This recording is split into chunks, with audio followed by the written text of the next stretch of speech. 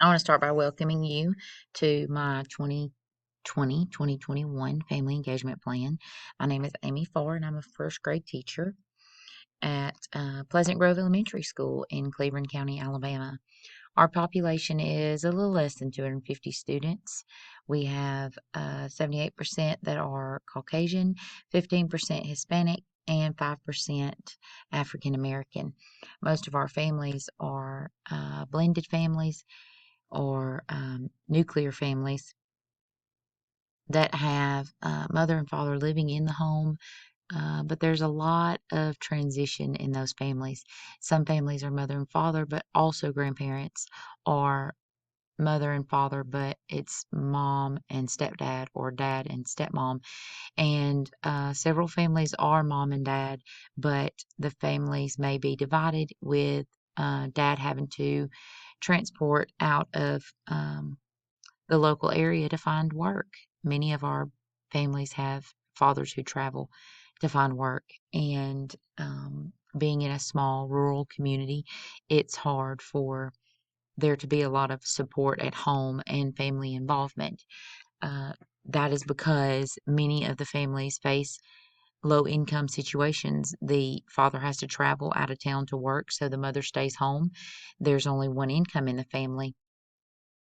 Also, if the father travels out of town or even the mother travels out of town, any parent working that is taking the transportation, it leaves the household without any other transportation because most families only own one car. This causes problems with parents coming to family nights, or coming to parent conferences, or coming to the school to volunteer, or coming to pick up students from an after school program. So, a lot of times, transportation has been an issue for keeping families involved. Also, our EL population is growing. It's not tremendously large at the time, but it is an pretty good amount of our population, and the families are constantly in need of learning and um, being able to understand and being able to stay involved with our school. So, this family involvement plan allows for um, programs to be put in place and offerings to be made to those families so that not just the students are learning English at school, but that we're all learning together. The EL population can teach us new languages, as well as us bringing in family and teaching English to the students and their families um, to learn. The philosophy that my family plan is based off of is principle number two, where administrators, principals, and teachers all recognize um, just truly how important families are. We want to honor the role of them supporting um, growth and development of students, because it is so valuable and important that students be supported. Um, in the model that my plan follows, the ecological system is set up to just completely saturate the child from all areas. It's not just what the child is experiencing or what's happening at home, but everything surrounding that child affects that child. And it may be the religion that they believe in, or the income that they lack, or the governmental um, guidelines and implementations. This year, we have a lot of changes due to COVID, and it has affected the overall learning of our students, not just by transitioning from virtual to in person or vice versa, but the masks that they wear, the lack of being able to go out and enjoy field trips or traveling, or bringing parents in on a regular basis because of trying to prevent the spread of this sickness during this time. So there's a lot of things that affect children, and their learning is hindered constantly, and they work so hard to learn and to grow and to understand. And it's really hard as adults to handle all the things going on around us. um, I can only imagine living this life at 4, 5, 6, 7, 8 years old. um, and learning how to balance it all. So this model really kind of fit well with the philosophy that I have for my plan and with the research that I've done just to show the diverse dynamic of all those influences that affect a child's opportunity for learning. And it is so important to keep the family involved in the school and the school involved with the family so that all of these influences don't overwhelm the child and prevent their learning from truly being what's most important. So, some of the things that I want to do within my family plan are we do have a coat and shoes program that's already implemented and it works very well. I do wish that it could be for all students. Right now, it's just mainly for those who are in our highest poverty level or for those that are in the greatest need. The company that does that for our school, doesn't have a super limited budget, but is just not able to provide for all students at this point. We also have other close by community resources that I want to involve in my new family plan as part of an outreach resource list. I want to be able to think about different ways that families can be benefited by these resources that are local, that are close by to our school that they may not know about. Families may not realize that there are things there that can help them if they have need for food or if they have a need for clothing or needs for housing or if there's a way to connect them with some type of transportation. There's a lot of resources that are available and our school does not have those kind of resources in any kind of list or any kind of outreach program set up so that those who are in the greatest need, those families that are in the greatest need in our school, have those resources at their fingertips. We have a really great program called the Hearts program put into place in our community, and a lot of families don't know about that program, and they provide so much from paying bills for our families to providing families with all those other things that they may need in their life, like clothes, food, and shelter.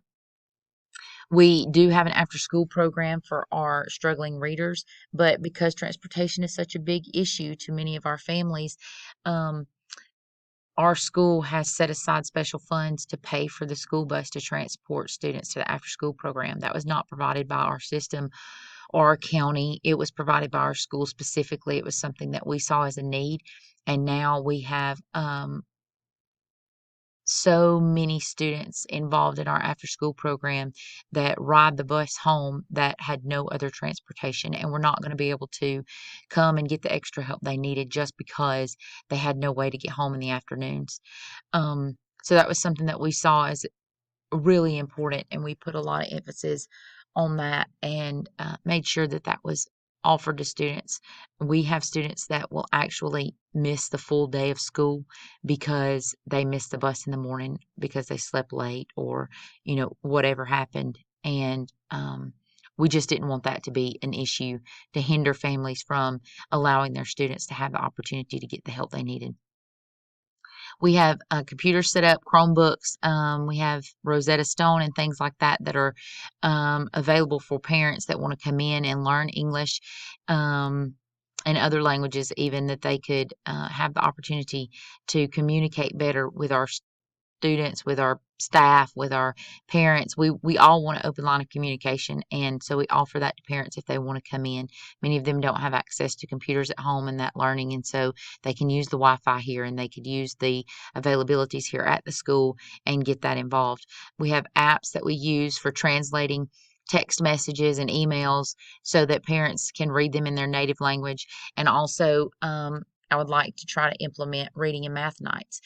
There are a lot of games that you can play in the classroom, and parents need to know how to play those games too with things that they have at home that can help their kids to learn reading and math and not always be a rigorous sit down and study type moment, but that can involve parents in helping their children learn in fun and exciting ways.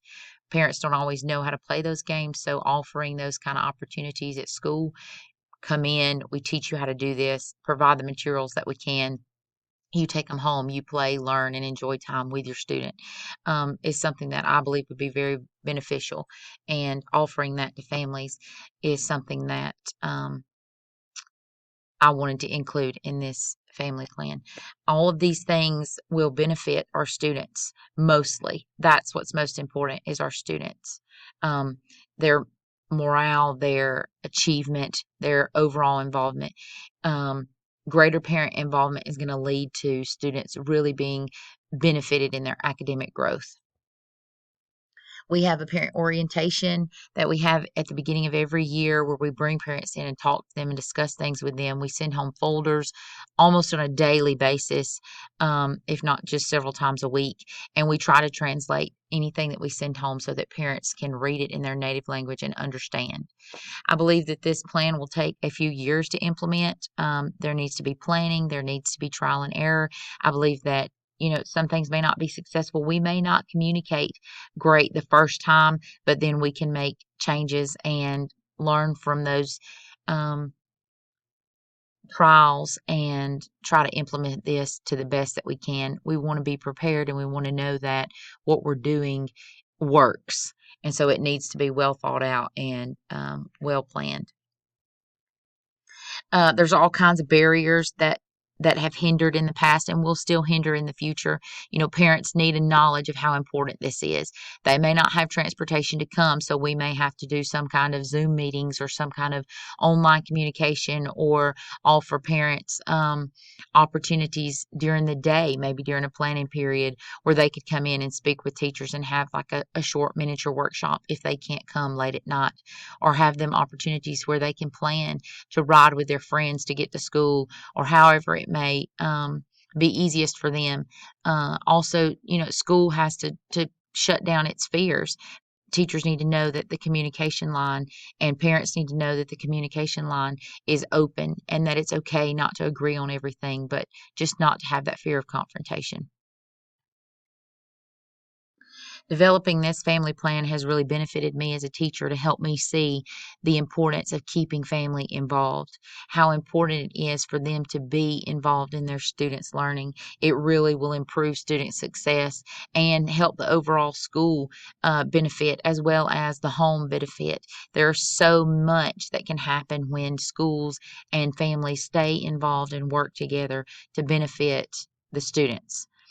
I've enjoyed creating this family plan and using the references to research and study other family plans and see exactly how I could develop a family plan that would best benefit our school, our rural community, our students, and meet the needs that we have with students that are struggling to read and struggling to do math, and how we can get their families involved and how we can help them when they're low income with no transportation and just struggling to try to be involved when life is just hard right now, especially with all that's taken place from pandemic to um, job loss to families needing food to students missing so many days of school, virtual school. There's just so much going on. And I feel like this family plan addresses ways that we can meet the needs of our families in our school.